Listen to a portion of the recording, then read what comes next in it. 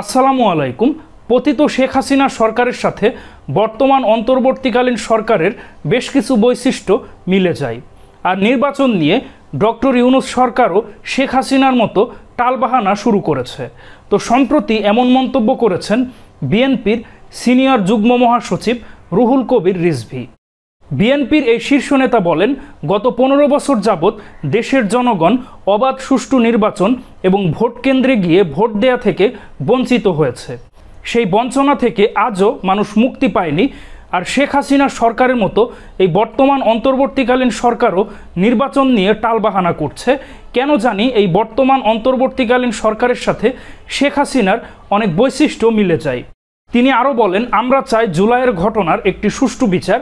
আওয়ামী লীগের মতো যদি ঢালাওভাবে গ্রেফতার করা হয় তাহলে মানুষের মন কিন্তু বিগড়ে যাবে।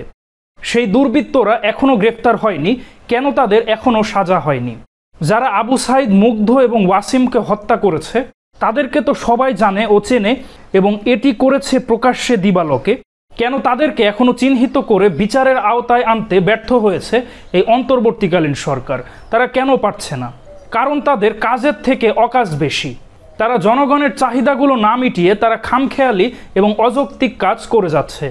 বিএনপির এই মুখপাত্র বলেন, যাদের এই আন্দোলন সংগ্রামে এবং গণতন্ত্রের লড়াইয়ে বিন্দুমাত্র ভূমিকা নেই, বরং তারা গণতন্ত্রের পক্ষের মানুষদেরকে টিটকারি করেছে। অনেকে তারা উপদেষ্টা হয়েছেন। এখানে আমি সবার কথা বলছি না, কেউ কেউ আছেন। রুহুল কবির রিজভী আরও বলেন, অন্তর্বর্তীকালীন সরকারের উপর অর্পিত দায়িত্ববাদে তারা অন্য কাজ করছেন। তারা জনগণের সেবক হতে পারেননি।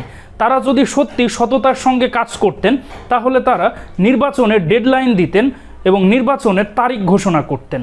তিনি আরও বলেন, আদালতের রায়ের পরও ইশরাক হোসেন কেন মেয়র হিসাবে শপথ নিতে পারছেন না? তো এখানে সরকার গায়ের জোর খাটাচ্ছেন। চট্টগ্রামে ডাক্তার শাহাদাত হোসেন, তিনি যদি মেয়র হতে পারেন তো ইশরাক হোসেন কেন পারবেন না? অর্থাৎ বর্তমান এই সরকার গায়ের জোরে ইশরাক হোসেনকে মেয়র হতে দিচ্ছেন না।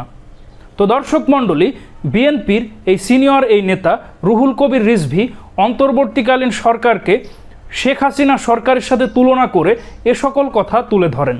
তো এই বিষয়ে আপনাদের কী অভিমত অবশ্যই কমেন্টে জানান।